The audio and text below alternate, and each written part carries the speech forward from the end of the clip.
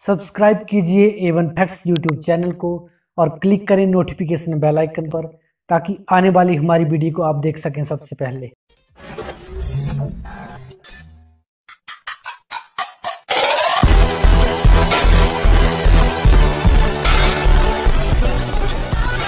Guys, अगर आपने इस वीडियो पर क्लिक किया है ना तो अंत तक जरूर देखना।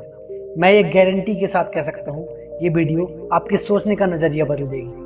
एक छोटी सी कहानी आपकी ज़िंदगी में बहुत बड़ा बदलाव ला देगी। हो सकता है इस वीडियो में आपको अपनी हर एक प्रॉब्लम का सलूशन मिल जाए। तो दोस्तों, कहानी का शीर्षक है थ्री लाफिंग मॉन्क, यानी कि तीन हंसते हुए भिक्षु। बहुत समय पहले की बात है, पुराने चाइना के नॉर्थ में थ्री लाफिंग मॉन्क रहते थे। उनका नाम किसी को नहीं पता था, क्योंकि उन्होंने कभी अपने बारे में कुछ बताया ही नहीं। उन्होंने कभी किसी बात का जवाब नहीं दिया। चीन में बस उन्हें हंसते हुए भिक्षुओं के नाम से जाना जाता था। वे तीनों सिर्फ एक ही काम करते, एक गांव में प्रवेश करते, बाजार के बीचों बीच खड़े होते और हंसना चालू कर देते। वे अपने पूरे अस्तित्व के साथ हंसते। अचानक लोगों का ध्यान उनकी तरफ खींचा चला जाता और धीरे धीरे उनके चारों तरफ एक बड़ी भीड़ इकट्ठा हो जाती। वे इतनी एकाग्रता, तल्लीनता, बस संपूर्णता के साथ हंसते कि उनकी हंसी देखकर सारा गांव हंसने लग जाता। जब वो पूरा गांव हंसी के समंदर में डूब जाता, तब वे दूसरे गांव चले जाते। वे ना तो कुछ बोलते थे और ना ही कुछ उपदेश देते और ना ही कोई शिक्षा। वे जहाँ भी जाते अपनी हंसी से ऐसा माहौल बना देते थे कि लोग अपने सारे दुख दर्द भूलकर बस हंसने लग जाते थे। धीरे धीरे चाइना के लोग उन्हें बहुत प्यार करने लगे और वे पूरे चाइना में फेमस होते गए, थ्री लाफिंग मॉन्क के नाम से।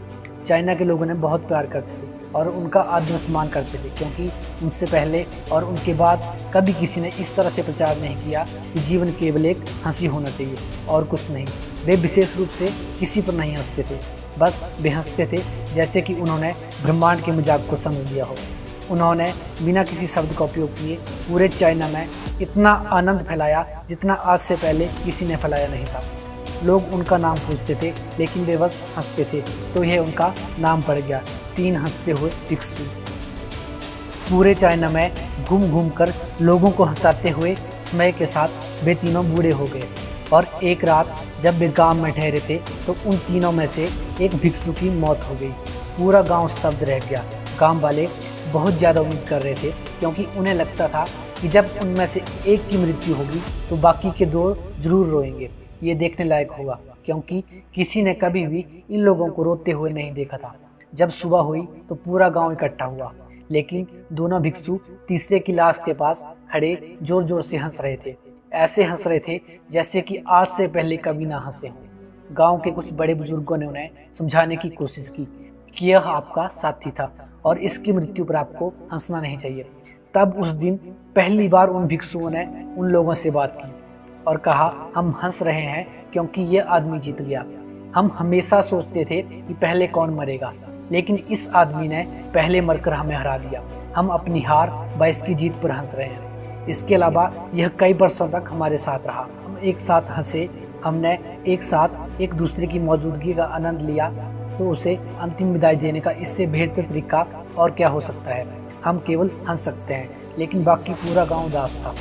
जब मृत भिक्षु के शरीर को अंतिम संस्कार के लिए चिता पर लेटाया गया तो सारे गांव वालों को एहसास हुआ कि शेष दो भिक्षु केवल मजाक नहीं कर रहे थे, वह तीसरा जो मृत था वह भी हंस रहा था। चीन में यह प्रथा थी कि जब एक इंसान की मृत्यु होती थी तो उसके पुराने कपड़े उतार कर उसे नहला धुलाकर उसे नए कपड़े पहना दिए जाते थे। लेकिन मरने से पहले उस भिक्षु ने अपने साथियों से कपड़े ना बदलने को कहा था। दोस्तों, तीसरे भिक्षु ने जो कहा था वह सुनने वाली बात थी।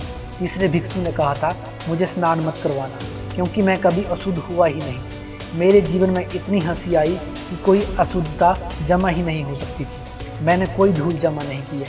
हंसी हमेशा युवा और ताज़ा होती है, इसलिए मुझे नहलाकर मेरे कपड़े मत बदलो। जब उस तीसरे भिक्षु के सिर में आग लगाई गई तो गांव वालों को पता चला कि उस भिक्षु ने मरने से पहले अपने कपड़ों में कुछ पुराने चीनी पटाखे छुपा रखे थे, जो आग लगने के बाद फटकर आसमान में रंग बिरंगे कलर में फैल गए। यह देखकर एक बार फिर पूरा गांव जोर जोर से हंसने लगा। तो इस तरह से वह तीसरा भिक्षु मरने के बाद भी सारे गांव वालों को हंसा गया। और यह देखकर बाकी दोनों भिक्षु ने कहा, चालाक आदमी, तुम मर चुके हो। लेकिन तुमने एक बार फिर हमें हरा दिया। तुम्हारे द्वारा गांव वालों के चेहरे पर पैदा की गई ये हंसी आखिरी हंसी थी। तो दोस्तों, एक ब्रह्मांडीय हंसी जो तब अस्तित्व में आती है जब इस ब्रह्मांड के पूरे मजाक को समझा जाता है। हंसना है तो खुद पर हंसो।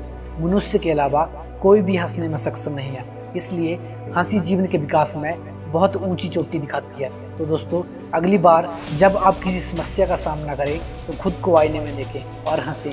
समस्या दूर हो जाती है, क्योंकि आपकी खुशी ही आपको जीवित बनाती है। धन्यवाद।